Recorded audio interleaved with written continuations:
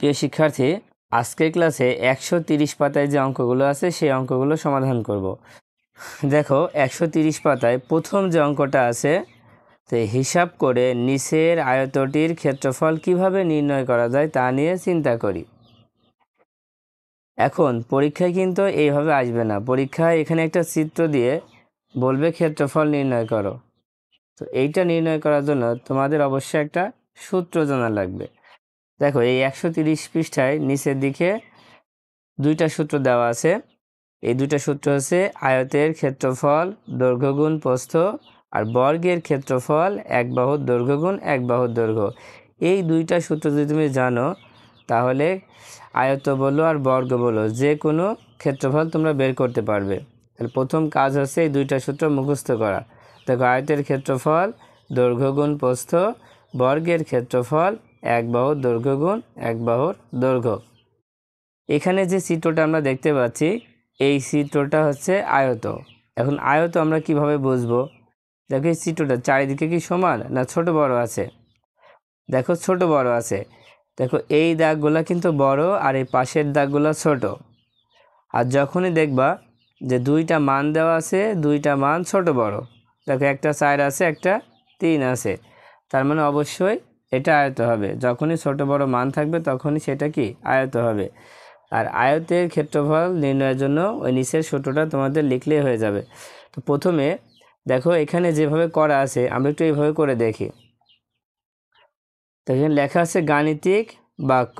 প্রথমে 3 কিন্তু দেওয়াই আছে, এখানে 3 আছে, এখানে 3 কিন্তু দেওয়াই আছে।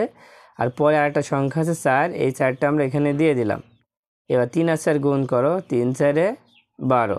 তাহলে আয়তটির ক্ষেত্রফল হবে 12 বর্গ সেমি। এখন এইভাবে কি তোমরা বুঝতে পারছো? এই জন্য আমরা কি করব, সূত্র দিয়ে অঙ্কগুলো করব। তো সূত্র দিয়ে অঙ্ক করতে হলে আয়তের ক্ষেত্রফল আমরা কিভাবে বের করব, চলো আমরা খাতায় দেখাচ্ছি। দেখো এই চিত্রের দিকে যদি তাকাও, একটা বড় সংখ্যা আছে, একটা ছোট সংখ্যা আছে। তার মানে বড় সংখ্যাটাকে আমরা দৈর্ঘ্য বলবো আর ছোট সংখ্যাটাকে আমরা প্রস্থ বলবো। তার মানে এখানে আয়তের দৈর্ঘ্য 4 সেমি আর আয়তের প্রস্থ 3 সেমি। দেখো প্রথমে লিখবো চিত্র থেকে কোনো সংখ্যা নিলে আমরা লিখব চিত্র হতে। আয়তের দৈর্ঘ্য কত দেওয়া আছে, 4 সেমি বড়টা। আর আয়তের প্রস্থ কত দেওয়া আছে, আয়তের প্রস্থ দেওয়া আছে 3 সেমি। এখন বের করতে হবে আয়তের ক্ষেত্রফল।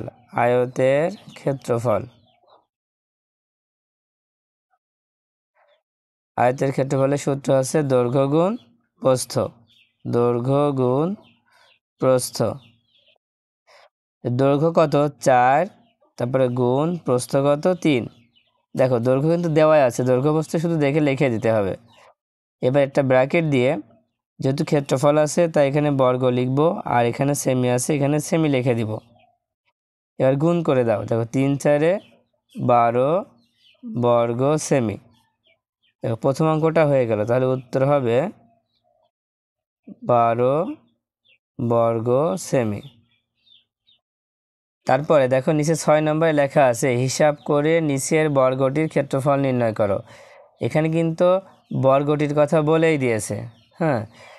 কারণ কোনো চিত্র যদি দেওয়া থাকে সেই চিত্রটা দেখতে যদি বাহুগুলো সব সমান মনে হয়, যে প্রত্যেকটা বাহুই সমান, তাহলে সেটা অবশ্যই বর্গ হবে। আবার যদি চিত্রে লেখা থাকে যে এখানেও দেখো 3 আছে এখানেও 3 আছে, একই সংখ্যা যদি লেখা থাকে তাহলে সেটা অবশ্যই বর্গ হবে। আর যদি ছোট বড় মানে আলাদা আলাদা সংখ্যা থাকে তাহলে সেটা আয়ত হবে। তাহলে এই অঙ্কটা করতে হলেও আমরা প্রথমে লিখে নেব যে চিত্র হতে বর্গের এক বাহুর দৈর্ঘ্য 3 সেমি। যেহেতু বর্গের 4টা বাহুই সমান, এই জন্য বর্গের এক বাহু লিখে নিলেই হয়ে যাবে। তাহলে 6 নম্বর দিয়ে আমরা প্রথমে লিখে নেব যে চিত্র হতে বর্গের এক বাহুর দৈর্ঘ্য কত দেওয়া আছে, 3 সেমি দেওয়া আছে। এবার বর্গের ক্ষেত্রফল, বর্গের ক্ষেত্রফল, বর্গের ক্ষেত্রফলের সূত্র কি, এক বাহুর দৈর্ঘ্য গুণ এক বাহুর দৈর্ঘ্য। তোমরা এক বাহু গুণ এক বাহু লিখতে পারো, অথবা বাহু গুণ বাহু লিখতে পারো, ঠিক আছে, ছোট করে লিখতে পারো। অথবা তোমরা যদি এটা না লিখে শুধুমাত্র এক বাহুর দৈর্ঘ্যের জায়গায় সংখ্যাটা দিয়ে দাও তাও কিন্তু হবে। তো এক বাহুর দৈর্ঘ্য কত আছে? 3 আছে, দুইবারে আমরা 3 লিখব, 3 গুণ 3, কারণ এক বাহুর দৈর্ঘ্য 3, এখানে এক বাহুর দৈর্ঘ্য 3, ব্র্যাকেট দিয়ে বর্গ, এখানে সেমি আছে, সেমি লিখে দাও। এবার গুণ করে দাও, 3 তিরিখে 9 বর্গ সেমি। তাহলে উত্তর হবে 9 বর্গ সেমি। আশা করি তোমরা বুঝতে পেরেছো।